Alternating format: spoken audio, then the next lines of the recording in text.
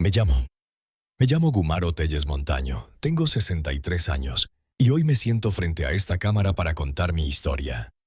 Una historia que comenzó con una familia, un negocio próspero y sueños y que terminó con 13 años viviendo en las calles de la Ciudad de México. Cada mañana de aquellos años me despertaba antes del amanecer en el portal de una tienda abandonada en el barrio de Tepito. Mi cama era un cartón doblado y una cobija raída que había encontrado en la basura. Mis pertenencias cabían en una mochila desgastada, 2 cambios de ropa, un cepillo de dientes roto, una navaja pequeña para protegerme y una foto arrugada de mi nieto Dante cuando era bebé. Era lo único que me quedaba de mi antigua vida. Pero antes de seguir, si esta historia te está interesando, dale me gusta a este video, suscríbete al canal y comenta desde qué ciudad estás viendo mi testimonio. Tu apoyo me anima a seguir compartiendo mi experiencia con el mundo. Ahora, déjenme contarles cómo empezó todo. Antes de vivir en la calle, yo era dueño de Muebles Telles, un negocio familiar que había heredado de mi padre y que había hecho crecer con mis propias manos durante 30 años. Teníamos 3 tiendas en diferentes zonas de la ciudad, 25 empleados y pedidos de muebles artesanales hasta de Estados Unidos. Mi hijo Isidro trabajaba conmigo como gerente. Mi esposa, Deyanira, llevaba la contabilidad. Éramos respetados en el barrio. Recuerdo perfectamente esa mañana de marzo. Estaba revisando unos diseños nuevos en mi oficina cuando Isidro entró con unos papeles. «Papá, necesito que firmes estos documentos para la ampliación de la tienda de Polanco», me dijo mientras colocaba una carpeta sobre mi escritorio. «¿Ya los revisó el contador?», pregunté mientras tomaba mi pluma. «Sí, todo está en orden. Es solo un trámite para el banco». Confié en mi hijo. ¿Por qué no habría de hacerlo? Era mi sangre, mi orgullo, el hombre que yo había formado. Firmé sin leer todos los documentos. Ese fue mi primer error. 3 semanas después, estaba tomando café en la cocina de nuestra casa cuando Deyanira entró con una expresión extraña. «Gumaro, necesitamos hablar», dijo sentándose frente a mí. «Esto no está funcionando». «¿De qué hablas, mujer?», pregunté confundido. «De nosotros, de nuestro matrimonio. Han sido 35 años, pero ya no siento lo mismo. Quiero el divorcio». Las palabras me golpearon como un puñetazo en el estómago. Habíamos tenido problemas como cualquier matrimonio, pero jamás pensé en separarnos. «¿Es por alguien más?», fue lo único que pude preguntar. Ella negó con la cabeza, pero sus ojos no me miraban directamente. Mentía. «Solo necesito espacio, Gumaro. Ya hablé con un abogado». 2 días después recibí una notificación del banco. Las cuentas de la empresa estaban congeladas por una investigación de fraude fiscal. Cuando llegué a la tienda principal, encontré las puertas cerradas con un letrero de «Cambio de administración». Los empleados estaban afuera, tan confundidos como yo. Llamé a Isidro desesperado, pero no contestaba. Fui a su casa y nadie abrió. Finalmente, al tercer día, me citó en una cafetería. «Lo siento, papá, pero los negocios son negocios», me dijo con una frialdad que jamás había visto en él. «Aquellos papeles que firmaste eran una cesión de derechos. La empresa ahora está a mi nombre». «¿Qué estás diciendo?», exclamé, atrayendo miradas de otras mesas. «Eso es imposible. Es robo». «Legalmente todo está en orden», respondió Isidro mientras sacaba más documentos. «Y hay más. La casa donde vives está hipotecada por deudas de la empresa. Tienes una semana para desalojarla». «¿Tu madre sabe de esto?», pregunté, todavía sin poder creerlo. Isidro sonrió levemente. «Fue idea de ella. Dice que ya te dio los mejores años de su vida y que ahora le toca disfrutar. Nos vamos a mudar a una casa más grande en las lomas». Me quedé paralizado. Mi esposa, la madre de mis hijos, la mujer con quien había compartido casi toda mi vida, estaba detrás de todo. La traición era completa. «¿Y tu hermana Mariel también está metida en esto?», pregunté con un hilo de voz. «Mariel vive en España y no sabe nada todavía. Le diremos que tuviste problemas con el alcohol y que lo perdiste todo. Será más fácil así». Intenté contactar a un abogado, pero sin dinero y sin documentos nadie quiso ayudarme. Descubrí que Isidro y Deyanira habían retirado todo el dinero de las cuentas bancarias, incluso de mi cuenta personal.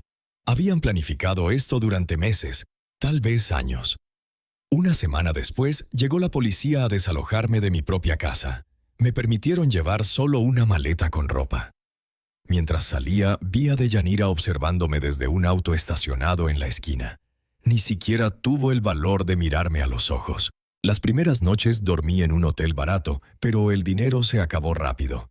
Contacté a algunos amigos, pero al enterarse de mis problemas, muchos me dieron la espalda. Otros me ofrecieron su sofá por unos días, pero pronto se cansaron.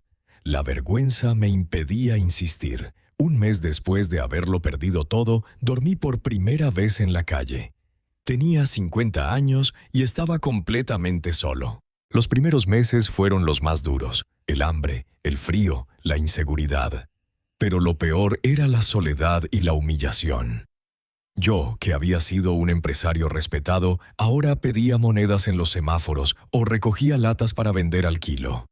Una noche, mientras dormía en un parque, 3 jóvenes me golpearon para robarme la mochila con mis pocas pertenencias. Me dejaron con 2 costillas rotas y sin la foto de mi nieto. Lloré como un niño esa noche, no por el dolor físico, sino porque sentía que había perdido el último vínculo con mi familia. Pero algo dentro de mí se negaba a rendirse. Comencé a hacer pequeños trabajos: cargar bultos en la Merced, limpiar parabrisas, vender chicles en los camiones, cualquier cosa para sobrevivir. Con el tiempo aprendí a hacer figuras de alambre y las vendía en los parques los fines de semana. No era mucho, pero me permitía comer y ocasionalmente pagar una noche en un albergue para darme un baño. En las calles conocí a otros como yo. Estaba don Pascual, un anciano que había perdido su casa en un incendio. Marta, una mujer que escapó de la violencia doméstica. El joven Sergio, adicto a las drogas desde los 14 años. Formamos una especie de familia, cuidándonos unos a otros en ese mundo despiadado. Cada domingo, durante esos 13 años, me paraba frente a la iglesia donde solíamos ir en familia. A veces veía a Isidro y su esposa, Altagracia, entrar con mi nieto Dante, a quien apenas conocía. El niño creció sin saber quién era yo. Probablemente le habrían dicho que estaba muerto o que los había abandonado. Una vez, cuando Dante tendría unos 15 años, nuestras miradas se cruzaron brevemente. Vi en sus ojos la misma expresión bondadosa que tenía mi padre. Quise acercarme, abrazarlo, decirle quién era yo realmente, pero Isidro me vio y rápidamente alejó al muchacho. Esa noche bebí por primera vez en años, tratando de ahogar el dolor. Con el tiempo me volví invisible, como todos los que vivimos en la calle. La gente pasaba a mi lado sin mirarme, como si no existiera. Me acostumbré a esa invisibilidad, incluso la encontré útil. Podía observar la vida de mi familia desde lejos sin ser notado. Veía cómo el negocio que construí seguía creciendo. Isidro abrió 2 tiendas más y hasta apareció en una revista de empresarios exitosos. Deyanira se hizo cirugías plásticas y presumía joyas caras en eventos sociales. Vivían la vida que yo había construido con mi trabajo. Pero también vi las grietas. Los vi discutir violentamente en el estacionamiento de una de las tiendas. Vi a Deyanira salir de hoteles con hombres más jóvenes. Vi a Isidro beber cada vez más, convertirse en el tipo de hombre que yo nunca quise que fuera. Una mañana particularmente fría, mientras recogía cartones para vender, una mujer se me acercó. Era joven, de unos 35 años, vestida con ropa sencilla pero elegante. «Buenos días, señor», me dijo con respeto. «Mi nombre es Berenice Orozco. Soy trabajadora social del programa Nueva Oportunidad. ¿Puedo hablar con usted un momento?». Desconfiado después de tantos años en la calle, estuve a punto de rechazarla, pero algo en su mirada sincera me hizo asentir. «Me llamo Gumaro», respondí, sorprendido por lo ronca que sonaba mi propia voz. «Don Gumaro, estamos identificando personas en situación de calle que quieran participar en nuestro programa de reinserción. Ofrecemos albergue, comidas, atención médica y ayuda para encontrar empleo». «Gracias, señorita, pero ya soy muy viejo para cambiar», respondí, siguiendo con mi labor de recoger cartones. «Nunca es tarde, don Gumaro. Además, necesitamos personas con experiencia para enseñar oficios a los más jóvenes. Me comentaron que usted hace artesanías con alambre». Me sorprendió que supiera eso. Alguien debía haberle hablado de mí. Don Pascual me contó de usted, explicó como leyendo mi pensamiento. Lo trasladamos al albergue hace 2 semanas y no deja de hablar de su amigo Gumaro, el mejor artesano de alambre de Tepito. Sonreí al pensar en el viejo Pascual. Era un buen hombre. ¿Está bien él?, pregunté. Mucho mejor. Ya vio al médico, está recibiendo tratamiento para su diabetes y pregunta por usted. Esa fue la primera vez en muchos años que alguien me hizo sentir que le importaba a alguien, que mi existencia tenía valor. ¿Qué tendría que hacer?, pregunté finalmente. Para empezar, venir conmigo al albergue, darse un baño, comer algo caliente, descansar en una cama de verdad. Después hablaremos de lo demás. Miré a mi alrededor, al rincón de la calle que había sido mi hogar durante años. ¿Qué tenía que perder? Está bien, señorita Berenice, iré con usted. Lo que no sabía entonces es que ese encuentro casual cambiaría mi vida por completo, que me llevaría a descubrir una verdad oculta durante años y a recuperar no solo mi dignidad, sino también lo que me habían robado. Pero esa parte de la historia tendrá que esperar un poco más, porque lo que sucedió después ni yo mismo podría haberlo imaginado. ¿Cómo un viejo mendigo de 63 años encontraría la fuerza para enfrentarse a su pasado y reclamar justicia? ¿Cómo descubriría que mi padre, antes de morir, me había dejado una herencia millonaria que mi familia me ocultó durante todos estos años? Mi nombre es Gumaro Telles Montaño y esta es mi historia. Una historia de traición, supervivencia y, finalmente, redención. Y apenas comienza a revelarse. Cuando llegué al albergue Nueva Oportunidad con Berenice, sentí una mezcla de vergüenza y alivio. Vergüenza porque hacía años que no entraba a un lugar decente, y alivio porque por primera vez en mucho tiempo no tendría que preocuparme por dónde dormir esa noche.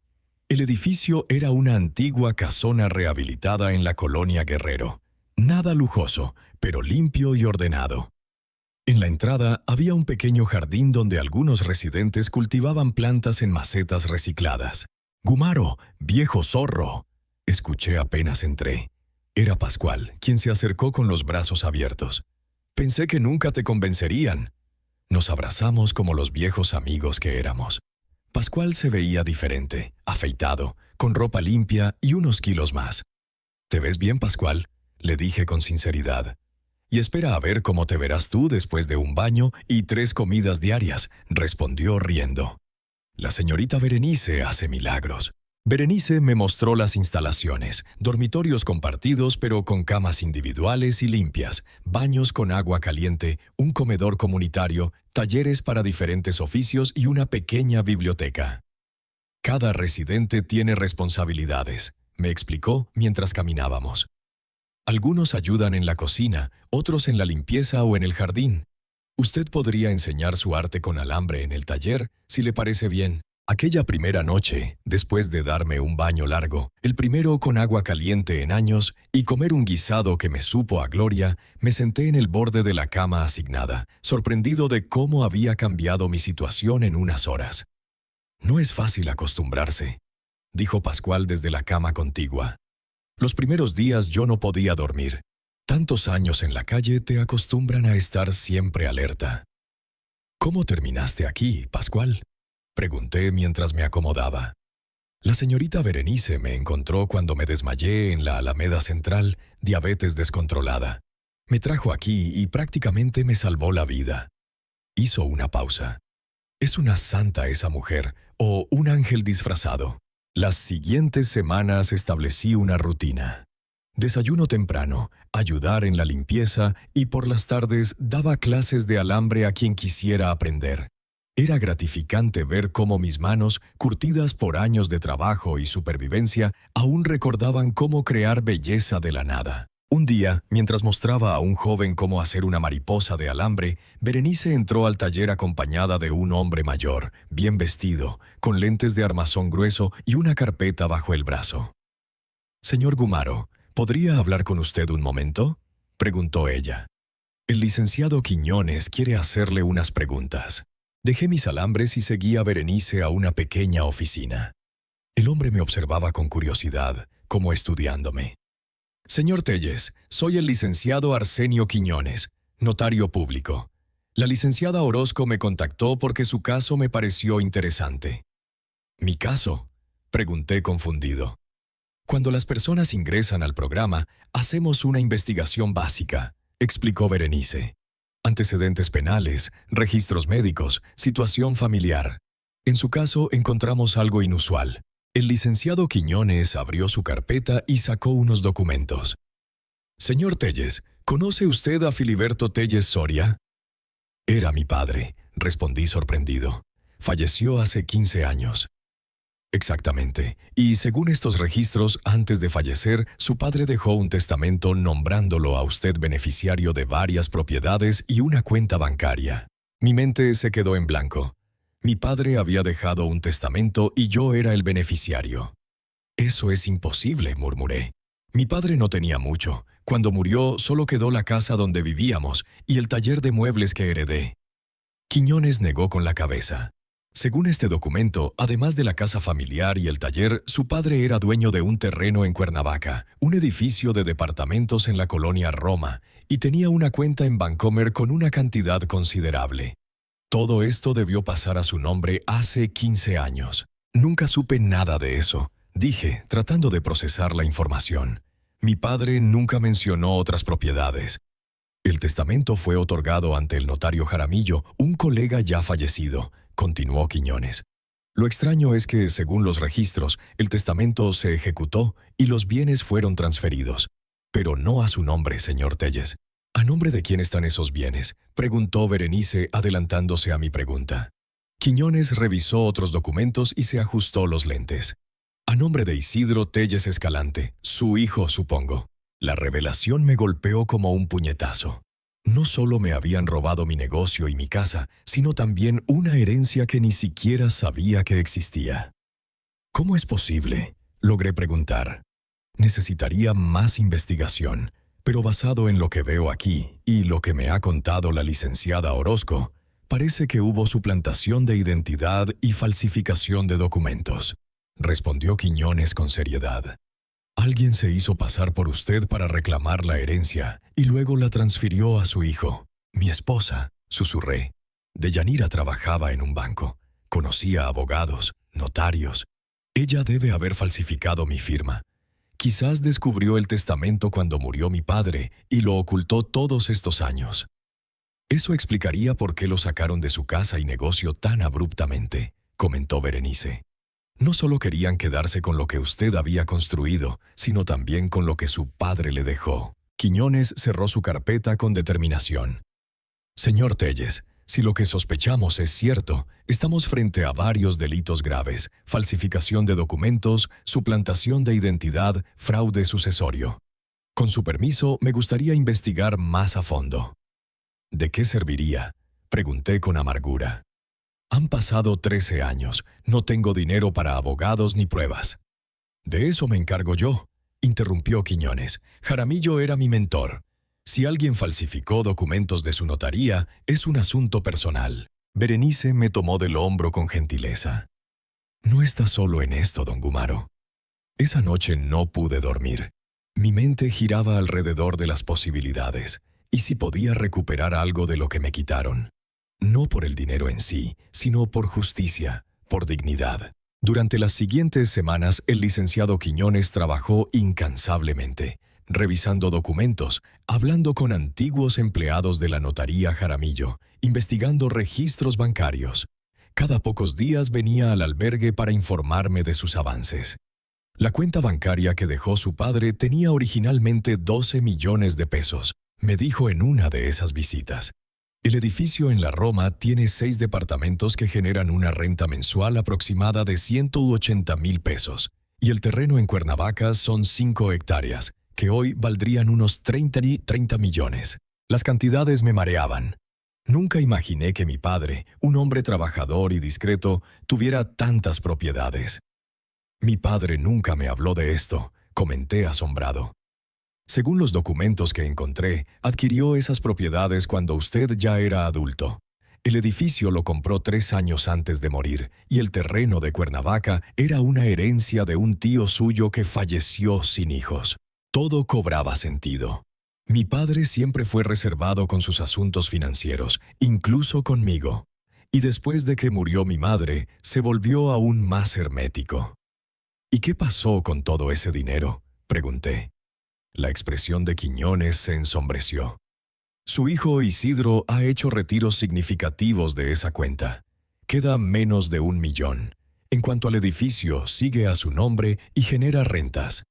El terreno de Cuernavaca lo vendió hace 5 años por 28 millones. Mi cabeza daba vueltas. Tanto dinero. Dinero que era mío por derecho, mientras yo dormía en cajas de cartón y comía de la basura. He iniciado los trámites para denunciar el fraude, continuó Quiñones. Tenemos pruebas suficientes. La firma en los documentos de transferencia no coincide con la suya y hay testigos de la notaría que nunca lo vieron a usted reclamando la herencia. ¿Qué significa eso? ¿Puedo recuperar algo? Significará un proceso legal, posiblemente largo, pero sí, tiene buenas posibilidades de recuperar al menos el edificio y lo que queda de la cuenta bancaria. El terreno de Cuernavaca sería más complicado, pues ya fue vendido a un tercero de buena fe. Un día, mientras charlaba con Pascual en el jardín, Berenice se acercó con una expresión preocupada. «Don Gumaro, hay algo que debe saber. Su hijo ha estado preguntando por usted. ¿Isidro? ¿Cómo supo dónde estoy?» El licenciado Quiñones tuvo que notificarle sobre la investigación. «Es parte del proceso legal», explicó. «Ayer llamó aquí, preguntando si usted realmente estaba en el albergue». Un escalofrío recorrió mi espalda. ¿Qué le dijeron? «Nada confirmado, pero me temo que no tardarán en venir a buscarlo», respondió Berenice. «Don Gumaro, deben estar preocupados. Si lo que hicieron es descubierto, podrían enfrentar cargos serios». «Quizás deberías irte por un tiempo», sugirió Pascual, visiblemente inquieto. «Conozco gente en Pachuca que podría...» «No», interrumpí con firmeza. «He pasado 13 años huyendo, escondiéndome. Ya no más. Si Isidro quiere verme, que venga. Estoy listo». Pero por dentro no estaba tan seguro. ¿Qué haría si Isidro aparecía? ¿Qué le diría a ese hijo que me había traicionado, robado y abandonado? 2 días después, mientras daba mi clase de alambre en el taller, escuché un alboroto en la entrada. Me asomé para ver qué ocurría y mi corazón se detuvo. Ahí estaban Isidro y Deyanira, discutiendo acaloradamente con Berenice. «Es mi padre y tengo derecho a verlo», gritaba Isidro. «Don Gumaro decide a quién recibe», respondía Berenice con calma pero firmeza. «Don Gumaro», se burló Deyanira. «Es un alcohólico que abandonó a su familia. Venimos a ayudarlo, a llevarlo a una clínica de rehabilitación». La sangre me hirvió al escuchar esas mentiras. Salí del taller y caminé hacia ellos, sintiendo las miradas de todos los residentes sobre mí. «No necesito rehabilitación, Deyanira», dije con voz clara. «Nunca la necesité». Los 3 se volvieron hacia mí, e Isidro se quedó pálido, como si viera un fantasma. Deyanira trató de mantener su compostura, pero noté cómo se aferraba a su bolso de diseñador. «Papá», murmuró Isidro, «te ves diferente». Y era cierto, ya no era el hombre demacrado de la calle. Había recuperado algo de peso, mi barba estaba recortada y mi ropa, aunque sencilla, estaba limpia. «Muchas cosas han cambiado, hijo», respondí con una calma que me sorprendió a mí mismo, incluyendo que ahora sé la verdad sobre la herencia de mi padre. El rostro de Deyanira perdió todo color. Isidro intentó mantener la compostura, pero vi el miedo en sus ojos. «No sé de qué hablas, papá. Vinimos porque nos enteramos que estabas aquí y...» «No insultes mi inteligencia, Isidro», lo interrumpí. «Sé lo que hicieron. El testamento, las propiedades, el dinero, todo». Deyanira dio un paso adelante, recuperando su actitud altiva. «Fue lo mejor para todos. Tú no habrías sabido manejar tanto dinero. Estabas bebiendo, descuidando el negocio». «No bebía entonces y nunca bebí», exclamé, perdiendo por un momento la calma. Esa fue la mentira que inventaron para justificar lo que me hicieron. Berenice intervino, colocándose a mi lado. «Creo que esta conversación debería continuar en privado», sugirió. «¿Podemos usar la oficina?» Los 4 entramos a la pequeña oficina del albergue. El ambiente estaba cargado de tensión. «¿Qué quieres, papá?», Preguntó finalmente Isidro, yendo directo al punto. ¿Dinero? ¿Cuánto? Quiero lo que es mío por derecho, respondí. El edificio de la Roma, lo que queda de la cuenta bancaria y una compensación por el terreno de Cuernavaca que vendiste ilegalmente. Imposible, saltó Deyanira. Eso representa casi todo lo que tenemos. ¿Querrás decir todo lo que me robaron? Corregí. Y no es negociable. El licenciado Quiñones ya presentó la denuncia. Si cooperan y devuelven lo que me pertenece, quizás pueda convencerlo de no presentar cargos penales. Cargos penales. Isidro palideció aún más. Fraude, falsificación de documentos, suplantación de identidad, enumeró Berenice. Son delitos graves que podrían significar varios años de prisión. Deyanira miró a Isidro con pánico y luego a mí con odio. Siempre fuiste un inútil, Gumaro. Todo lo que lograste en la vida fue gracias a mí. Yo llevaba las cuentas, yo conseguía los clientes. Me traicionaste, completé con firmeza. Tú y nuestro hijo me quitaron todo y me dejaron en la calle. Durante 13 años viví como un indigente mientras ustedes disfrutaban de lujos con mi dinero. La habitación quedó en silencio. Finalmente, Isidro habló, con voz temblorosa. Necesitamos tiempo para pensarlo, para consultar con nuestro abogado. Tienen 48 horas, respondí. Después de eso, el licenciado Quiñones procederá con todas las acciones legales. Se levantaron para irse, derrotados y furiosos. Antes de que salieran, recordé algo importante. «Isidro, ¿cómo está Dante?», pregunté, refiriéndome a mi nieto. Isidro se detuvo en la puerta, sorprendido por la pregunta. «Está bien, estudia arquitectura en la UNAM. Me gustaría verlo algún día», dije con sinceridad, «conocerlo de verdad». «Ya veremos», respondió secamente antes de salir. Cuando se fueron, me desplomé en la silla, agotado emocionalmente. Berenice me ofreció un vaso de agua. «Estuvo impresionante, don Gumaro», dijo con admiración. Mantuvo la calma y la dignidad en todo momento.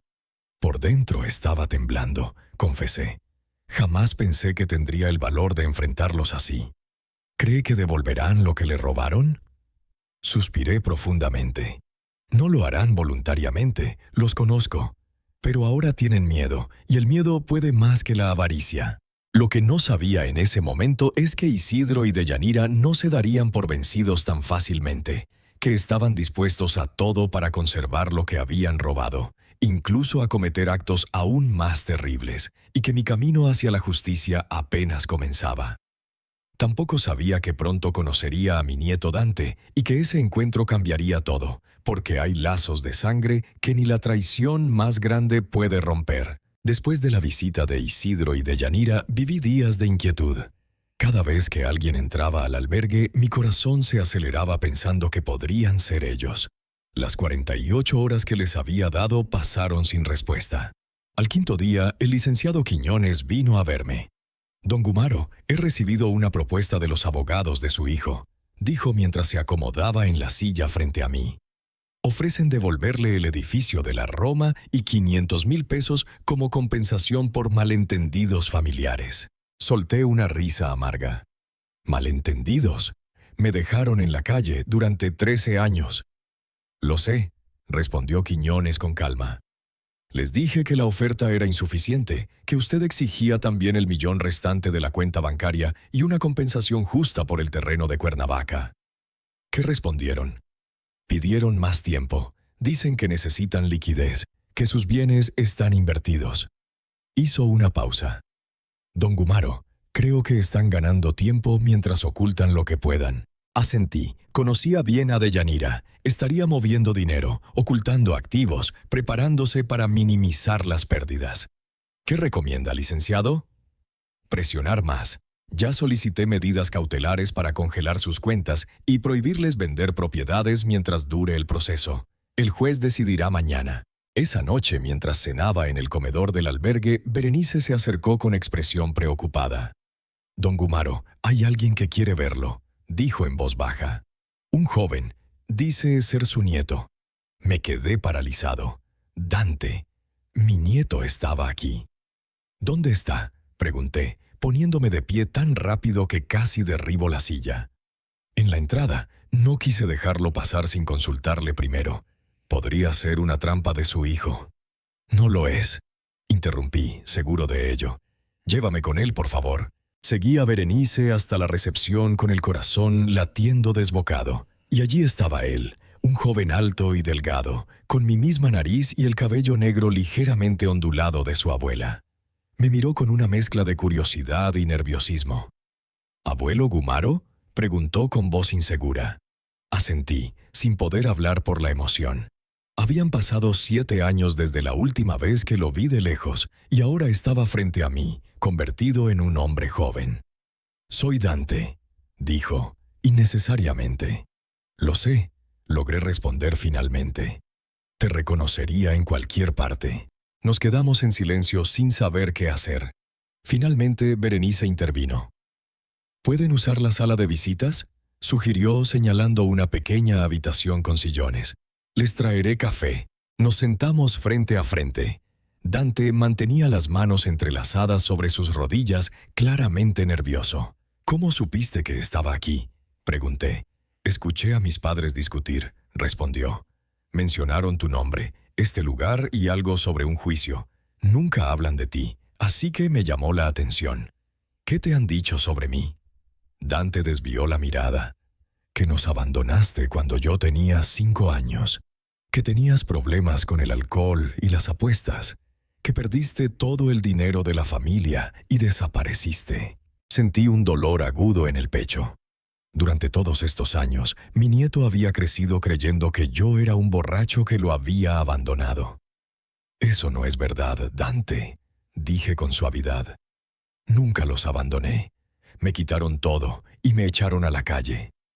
Le conté brevemente mi historia, cómo su padre y su abuela me engañaron, me robaron el negocio, la casa, y luego descubrí que también me habían ocultado la herencia de mi padre. Dante escuchó en silencio, con una expresión cada vez más horrorizada. «No puede ser», murmuró cuando terminé. «Mi padre no haría algo así».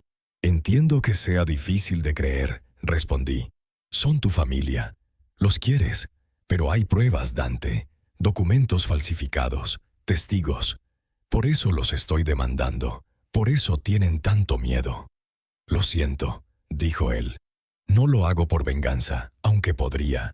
Lo hago porque es justo. Esas propiedades me pertenecen legalmente». Dante se frotó la cara, visiblemente perturbado. «Mi padre ha estado muy alterado estos días. Mi madre llora a escondidas. Pensé que tenían problemas financieros». «Los tendrán cuando devuelvan lo que me robaron», dije con más dureza de la que pretendía. Berenice regresó con 2 tazas de café. Le agradecí y esperé a que se retirara antes de hablar nuevamente. «¿Sabes? Siempre sentí que había algo extraño en mi familia», confesó Dante. «Las discusiones a puerta cerrada, la forma en que evitaban hablar de ti, el nerviosismo de mamá cuando preguntaba por mi abuelo». «¿Por qué decidiste buscarme ahora?», pregunté. «Porque en esa discusión que escuché, mi padre dijo algo que me dejó pensando.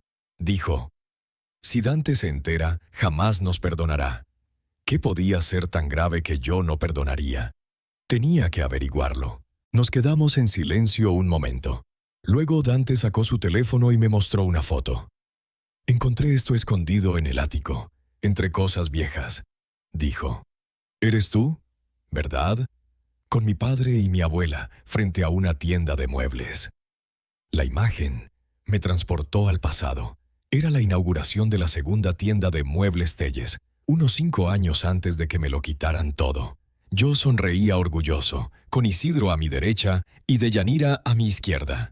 Éramos una familia entonces, o eso creías yo. «Sí, soy yo», confirmé con nostalgia. «Esa fue la inauguración de nuestra segunda tienda. Tu padre tenía unos 20 años». «¿Me parezco a ti?», comentó Dante con una sonrisa tímida. «¿O yo me parezco a ti?». «Tienes los ojos de tu abuela Margarita, mi madre», respondí, notando por primera vez el parecido. «Ella habría estado muy orgullosa de ti.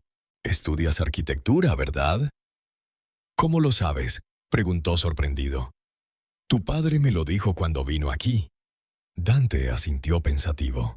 «Estoy en 3er año. Me faltan 2 para terminar». Hizo una pausa.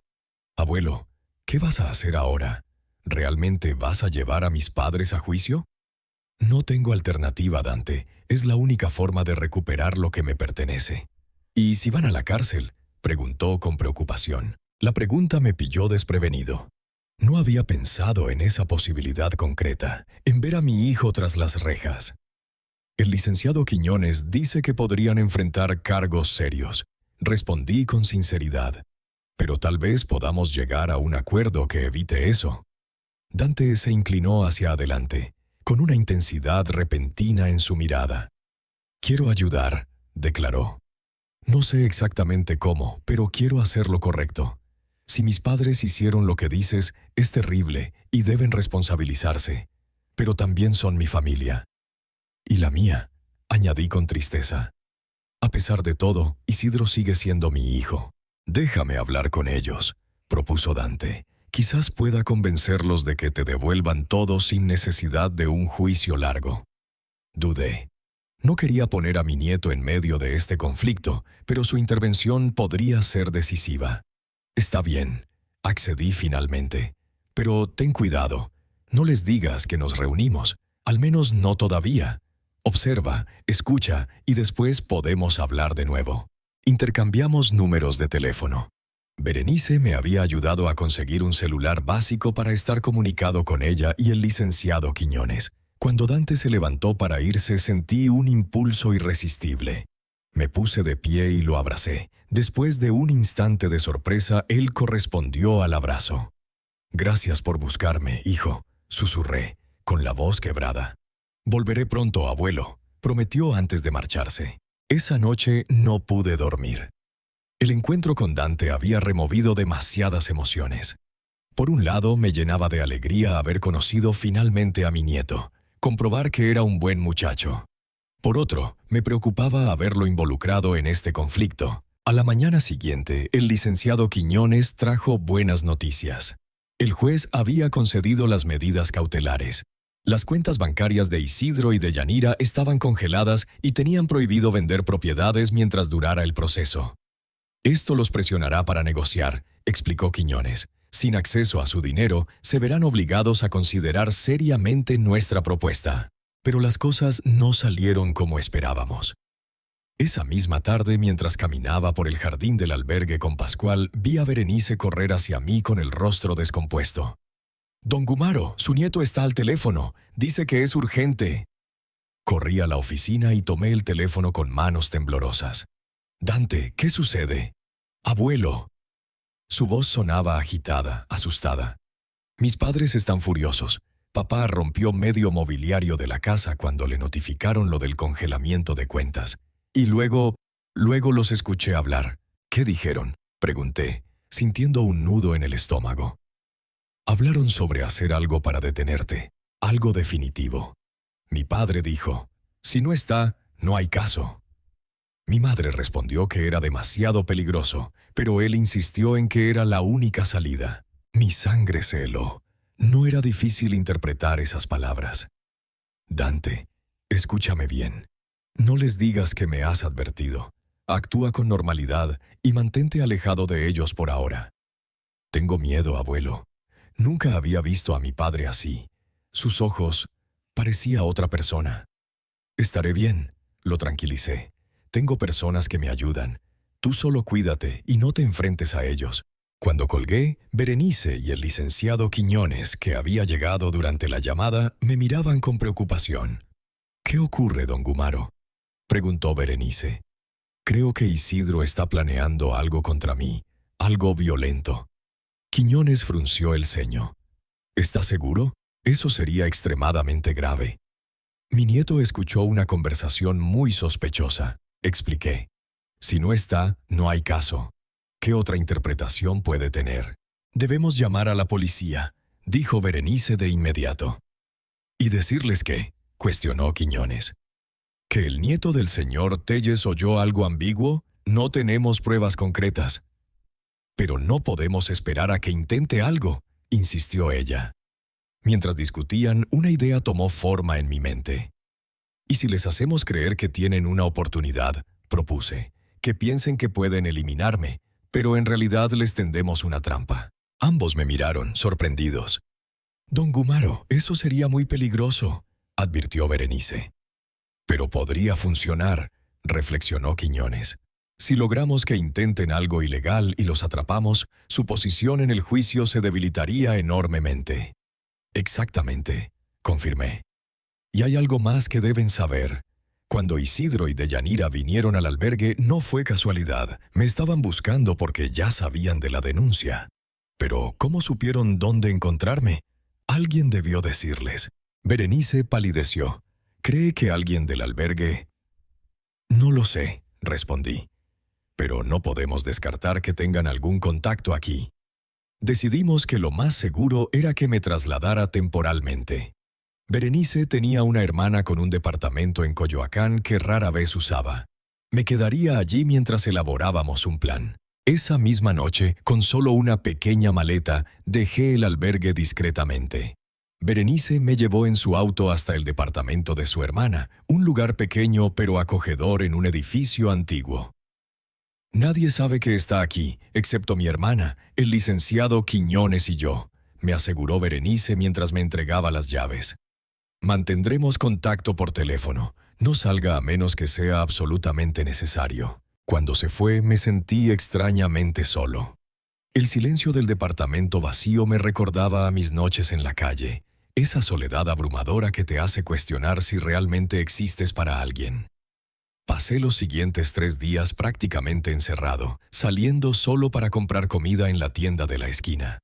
Berenice me llamaba 2 veces al día para asegurarse de que estuviera bien, y Dante me enviaba mensajes cautelosos, sin revelar demasiado en caso de que sus padres revisaran su teléfono. El 4.º día recibí una llamada de un número desconocido. Dudé en contestar, pero podría ser importante. «¿Bueno?», respondí con cautela.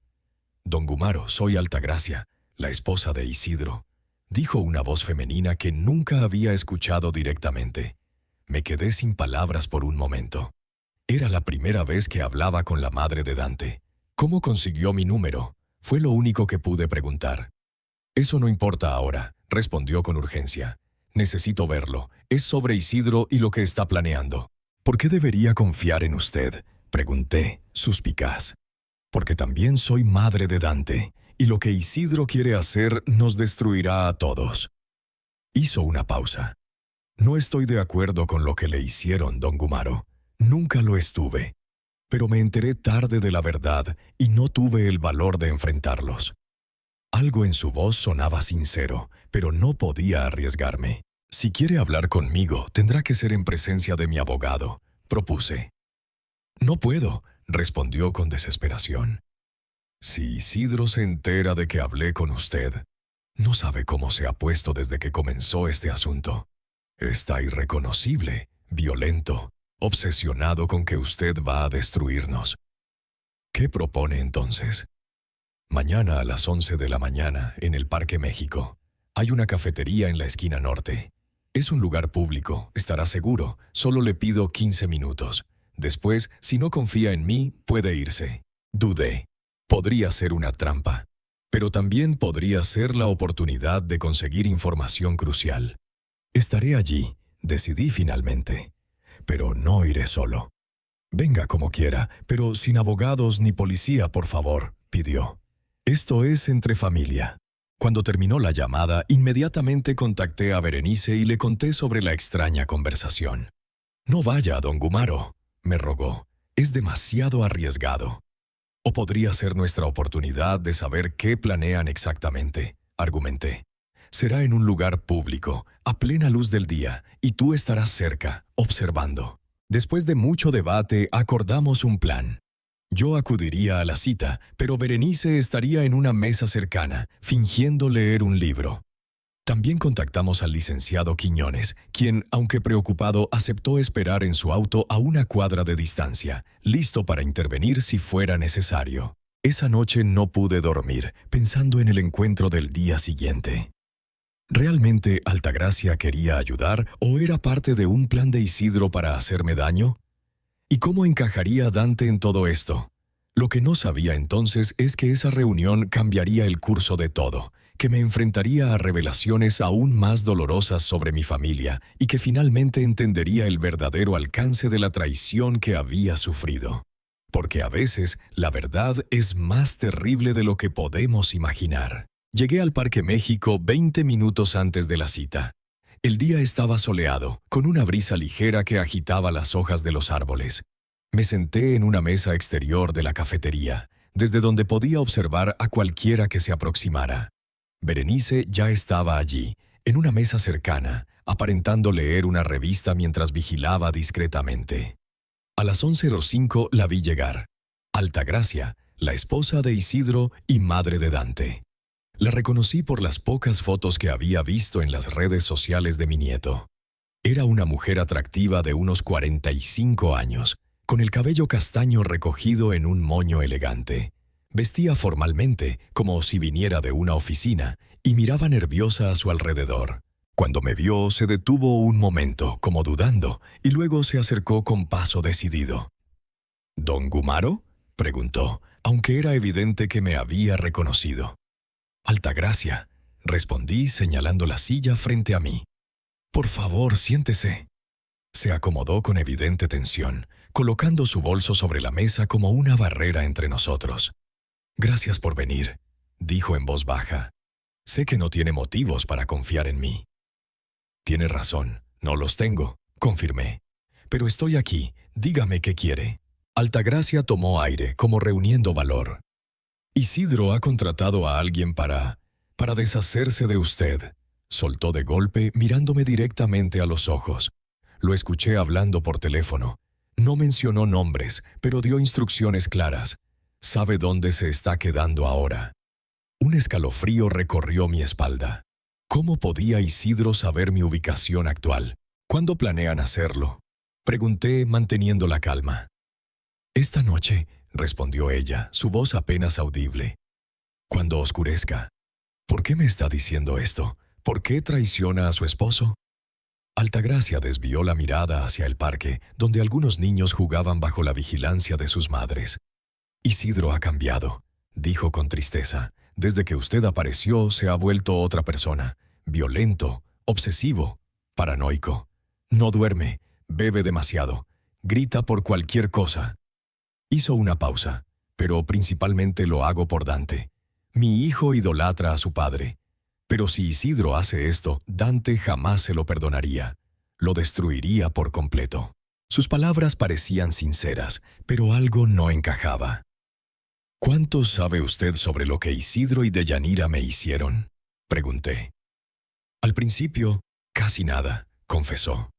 «Isidro me dijo que usted tenía problemas con el alcohol, que había abandonado el negocio y desaparecido. Le creí. ¿Por qué no habría de creerle a mi esposo?». Suspiró profundamente. Pero con los años noté cosas extrañas. Conversaciones a puerta cerrada entre Isidro y Deyanira. Documentos que escondían cuando yo entraba, y esa manera nerviosa en que evitaban hablar de usted. ¿Cuándo supo la verdad? Hace unos 5 años. Encontré por casualidad unos papeles en la caja fuerte de Isidro. Eran documentos de propiedades a su nombre que originalmente pertenecían a otra persona. Usted. Lo confronté y finalmente me confesó parte de la verdad. Dijo que usted había sido irresponsable con el negocio y que ellos habían intervenido para salvarlo, que los documentos eran solo una formalidad legal. Mintió, afirmé con amargura. «Lo sé, ahora», asintió Altagracia. «Pero en ese momento elegí creerle. Era más fácil, teníamos una buena vida, Dante estaba creciendo feliz sin saber nada. Me convencí de que era mejor así». Un camarero se acercó a tomar nuestra orden. Pedimos 2 cafés, solo para mantener las apariencias. «¿Y qué ha cambiado ahora?», pregunté cuando el camarero se alejó. «Todo cambió cuando usted presentó la demanda.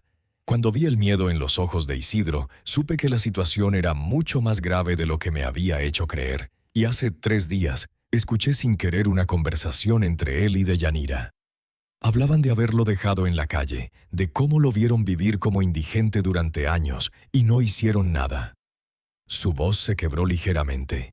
«¿Es cierto eso? ¿Realmente vivió en la calle?». 13 años, confirmé. A veces dormía en albergues cuando conseguía algo de dinero, pero la mayoría del tiempo mi cama era el suelo. Altagracia cerró los ojos, visiblemente afectada. «Dios mío», murmuró, «¿cómo pudieron hacerle eso a su propio padre?» El dinero y la ambición pueden corromper incluso los lazos de sangre más fuertes. Respondí con una calma que me sorprendió a mí mismo. ¿Qué espera que haga con esta información que me da? Altagracia abrió su bolso y sacó un sobre que deslizó hacia mí. «Aquí hay pruebas», dijo en voz baja. «Copias de documentos que demuestran cómo falsificaron su firma para la transferencia de propiedades. También hay grabaciones, conversaciones entre Isidro y Deyanira donde hablan abiertamente de lo que le hicieron». Tomé el sobre, incrédulo. «¿Por qué hace esto?» «Porque ya no puedo vivir con esto», respondió con sinceridad. «Porque Dante merece saber la verdad, pero no quiero que vea a su padre ir a prisión por asesinato». Hizo una pausa. «Y porque es lo correcto, usted no merece lo que le hicieron. Isidro sabe que está aquí». «No, cree que estoy en el trabajo, pero tengo que irme pronto, antes de que sospeche algo». El camarero trajo nuestros cafés. Ninguno de los dos bebió. «Don Gumaro, hay algo más que debe saber», continuó Altagracia, inclinándose hacia mí. «Sobre Deyanira. Ella fue quien planeó todo desde el principio. Isidro solo siguió su juego».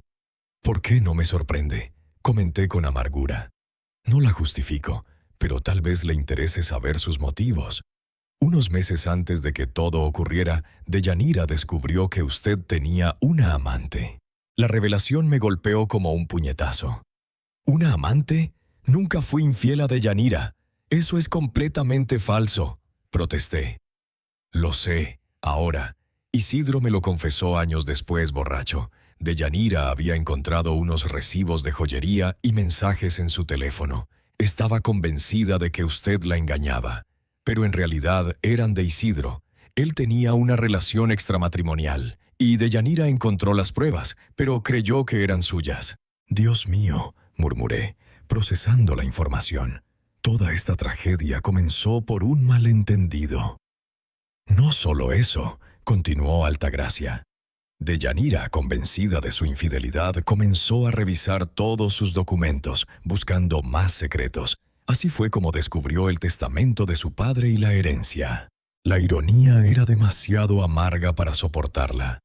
Mi propia esposa me había condenado a la miseria por un error, por una confusión. Y mi hijo había permitido que esa confusión persistiera porque lo beneficiaba». «¿Por qué Isidro no le aclaró la verdad?», pregunté, aunque intuía la respuesta. Al principio intentó explicarle que los recibos eran suyos, pero Deyanira no le creyó. Y luego, cuando descubrieron la herencia, Isidro vio la oportunidad. Decidió seguirle el juego a Deyanira porque significaba obtener todo el control del negocio y las propiedades. Altagracia bajó la mirada, avergonzada. Según Isidro, pensaban darle una lección al principio, dejarlo sin nada por un tiempo. Pero luego, cuando vieron lo fácil que fue tomar el control de todo, decidieron continuar. Me quedé en silencio, asimilando esta nueva y dolorosa verdad. Mi hijo había elegido la riqueza por encima de la verdad, por encima de su propio padre. «Gracias por contarme todo esto», dije finalmente. «¿Qué piensa hacer ahora?» Altagracia recogió su bolso, preparándose para irse. «Voy a tomar a Dante y nos iremos por unos días. Le diré a Isidro que necesitamos espacio, que estamos preocupados por la situación legal», respondió. «Usted use esas pruebas como considere mejor. Solo le pido que, si es posible, piense en Dante antes de tomar cualquier decisión». «Lo haré», prometí. «Dante es mi nieto, y lo quiero, aunque apenas estoy empezando a conocerlo». Altagracia se puso de pie. «Debo irme. Cuídese, don Gumaro. Y, por favor, no vuelva al departamento de Coyoacán esta noche». «¿Cómo supo Isidro dónde me estaba quedando?», pregunté antes de que se fuera. «Le puso un rastreador a su teléfono», respondió. «Alguien del albergue se lo instaló cuando apenas recibió el aparato. No sé quién. Isidro nunca mencionó nombres». Con esa última revelación, Altagracia se marchó, caminando rápidamente sin mirar atrás. Me quedé sentado unos minutos, procesando toda la información. Berenice se acercó y tomó el lugar que Altagracia había dejado. ¿Está bien, don Gumaro?, preguntó con preocupación. Escuché casi todo. Tenemos que movernos rápido, respondí mostrándole el sobre. Tenemos las pruebas que necesitábamos y debemos contactar a la policía inmediatamente. Isidro ha contratado a alguien para eliminarme esta noche. Berenice palideció. Dios mío, llamemos al licenciado Quiñones. El licenciado nos esperaba en su auto. Le explicamos rápidamente la situación y revisamos juntos el contenido del sobre.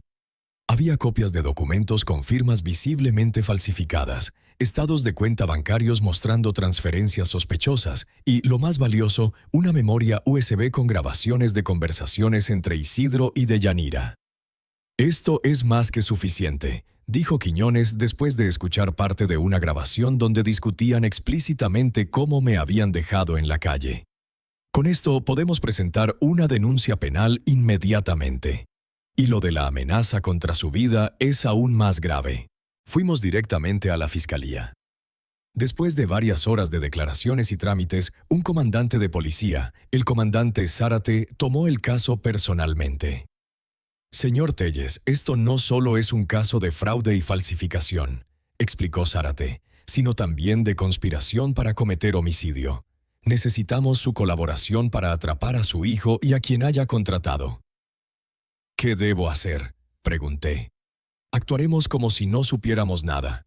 Usted regresará al departamento de Coyoacán, pero estará protegido. Tendremos agentes vigilando el edificio y dentro del departamento. Cuando llegue el sicario, lo detendremos y lo haremos confesar quién lo contrató». El plan era arriesgado, pero efectivo. Esa misma tarde me instalé nuevamente en el departamento, esta vez acompañado por 2 policías vestidos de civil que se ocultaron estratégicamente. Otros agentes vigilaban desde vehículos estacionados en la calle. Las horas pasaron lentamente. A las 8:30 de la noche recibí un mensaje de Dante. «Abuelo, mamá me contó todo. Estamos en casa de mi tía. Ten cuidado, te quiero». Esas últimas 2 palabras, tan simples pero tan significativas, me dieron fuerzas para lo que vendría. A las 10:15, el comandante Zárate me llamó para informar que habían detectado a un hombre sospechoso rondando el edificio. A las 10:40 escuché ruidos en la cerradura de la puerta. Los policías me indicaron que me quedara en el sofá, fingiendo ver televisión. La puerta se abrió silenciosamente y un hombre encapuchado entró, sosteniendo lo que parecía ser un arma. «Policía, tire el arma y póngase de rodillas», gritaron los agentes saliendo de sus escondites con las armas apuntando al intruso. Todo ocurrió muy rápido. El hombre intentó escapar, pero fue reducido en segundos. Cuando le quitaron la capucha, vi que era un joven de no más de 25 años, con aspecto de pandillero. «¿Quién te contrató?», exigió uno de los policías mientras lo esposaban. El joven, aterrorizado, no tardó en confesar. «Un tipo llamado Isidro Telles. Me pagó 50,000 pesos por asustarlo solamente.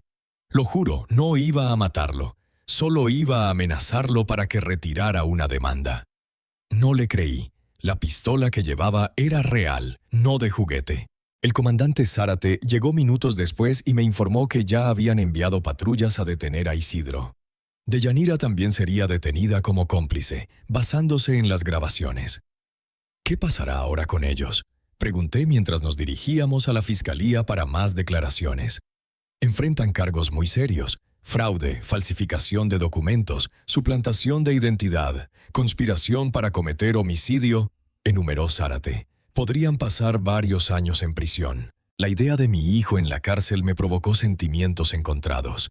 A pesar de todo lo que me había hecho, seguía siendo mi sangre. «¿Existe alguna alternativa?», pregunté al licenciado Quiñones mientras esperábamos en la fiscalía. «Legalmente tienen pocas opciones», respondió. «Pero si cooperan completamente, devuelven todas las propiedades y el dinero y se declaran culpables, podríamos negociar con el fiscal para reducir las penas. Quizás arresto domiciliario en lugar de prisión, al menos para Deyanira». Esa madrugada, mientras declaraba, vi a Isidro siendo traído, esposado. Nuestras miradas se cruzaron brevemente. En sus ojos no vi odio ni arrogancia, solo miedo y vergüenza. Por primera vez en muchos años volví a ver al hijo que crié, no al hombre en que se había convertido. 2 semanas después se realizó la audiencia preliminar. Isidro y Deyanira, aconsejados por sus abogados, se declararon culpables de todos los cargos. El joven que habían contratado confirmó que Isidro le había pagado para amenazarme, aunque insistió en que nunca habló de matarme. Sin embargo, las grabaciones sugerían lo contrario. Antes de que el juez dictara las medidas cautelares, pedí hablar. Me concedieron un momento. «Su señoría», dije con voz clara, «lo que mi hijo y mi exesposa me hicieron es imperdonable. Me robaron 13 años de mi vida. Me condenaron a la miseria y la soledad. Merecen ser castigados por ello». Hice una pausa. Sin embargo, hay un inocente en todo esto. Mi nieto Dante C. Si sus padres van a prisión, él sufrirá las consecuencias. Por eso quisiera proponer una alternativa. El juez me permitió continuar. Propuse que Isidro y Deyanira cumplieran su sentencia en arresto domiciliario, con brazaletes electrónicos y prohibición de salir del país.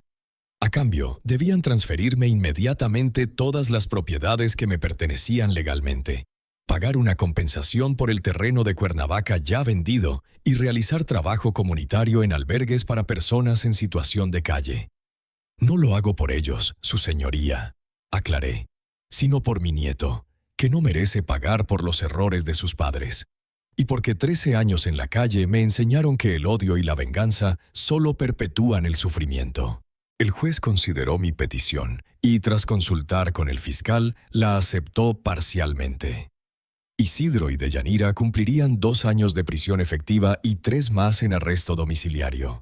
Todas las propiedades serían devueltas inmediatamente y pagarían una compensación de 20 millones de pesos por el terreno vendido. Dante estuvo presente en la audiencia, sentado junto a Altagracia.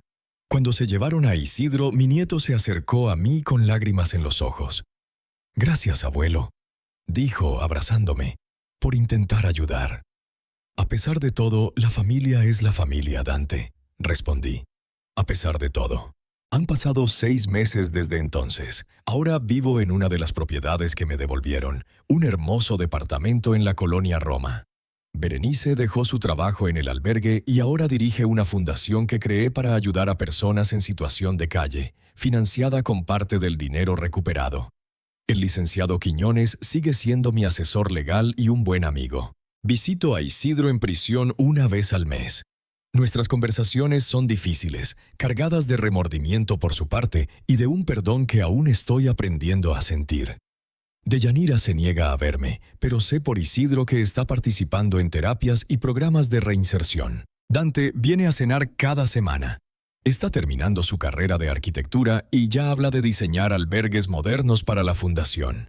Es un buen muchacho, inteligente y compasivo. Me recuerda a mí antes de que la vida me endureciera. A veces, cuando camino por las calles de la ciudad, me encuentro con antiguos compañeros de infortunio. Los invito a comer, les hablo de la fundación, intento ayudarlos como Berenice me ayudó a mí. Les cuento mi historia, para darles esperanza. La vida me ha enseñado que la justicia existe, aunque a veces tarde en llegar, que los lazos de sangre son fuertes, pero las elecciones que hacemos lo son aún más. Y que el perdón, ese difícil ejercicio del alma, no borra el pasado, pero sí ilumina el futuro. Mi nombre es Gumaro Telles Montaño. Tuve todo, lo perdí todo, y ahora, a mis 63 años, estoy reconstruyendo no solo mi vida, sino también el puente hacia mi familia. No es un camino fácil, pero al menos, ahora, por fin, es mi camino. Si mi historia te conmovió, dale me gusta y suscríbete para escuchar más testimonios reales como el mío. No olvides comentar qué harías tú en mi situación. ¿Perdonarías a una familia que te traicionó?